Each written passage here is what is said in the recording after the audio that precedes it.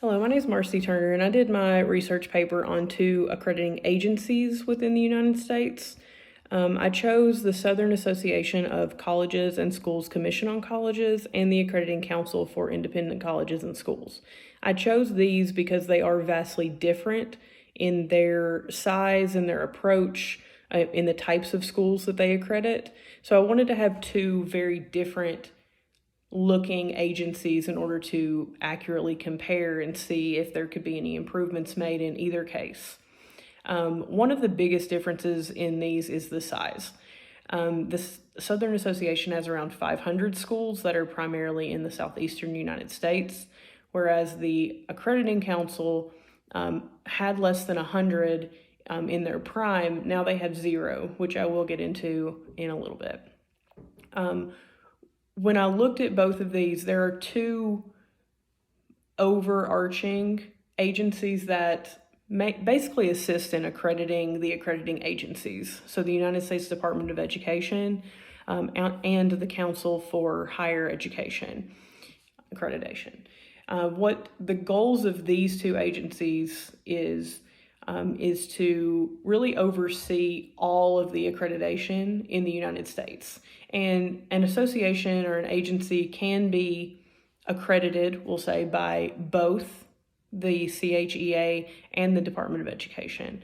What I found when researching a lot of these agencies is that being accredited by both is a higher standard, which the Southern Association was accredited by both.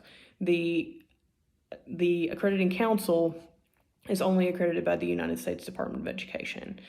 I find that ones that are accredited by the Council for Higher Education, they have a lot higher standards to follow because that is the main agency that accredits the accrediting agencies.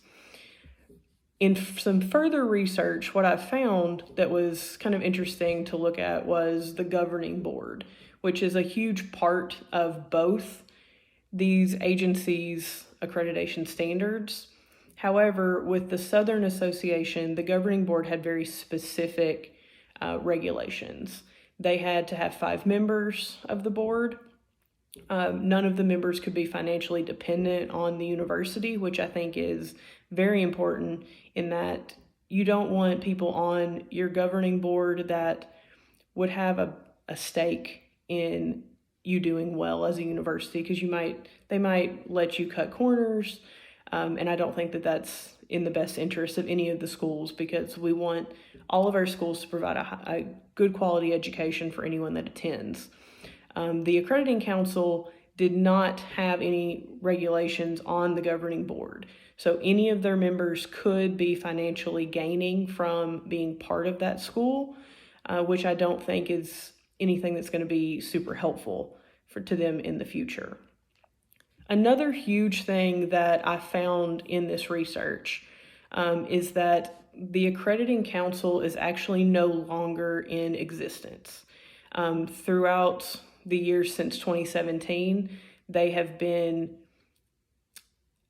on the ropes with the U.S. Department of Education, and they have finally been demolished.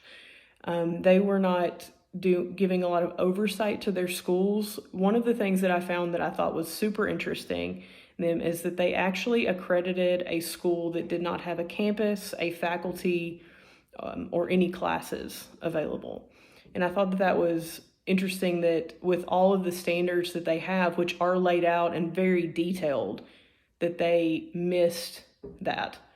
They're continuing to fight to get reaccredited. However, with oversight like that, I'm not sure that that's going to happen. The Southern Association is very reliable. Their standards are followed to a T, and I feel that they will continue to succeed.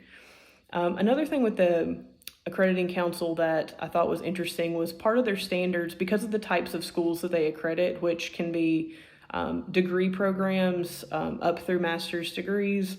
They could also be certificate programs.